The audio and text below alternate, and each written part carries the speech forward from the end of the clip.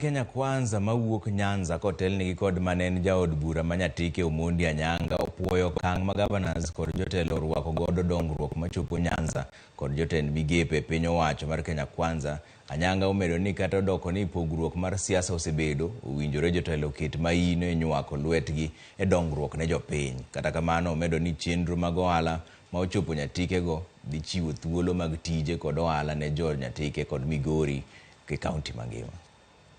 Wuok giteko mo receive jatich sirkal bwana Kuria mochopo e nyatike nyiso no yie tiyo gi sirkal.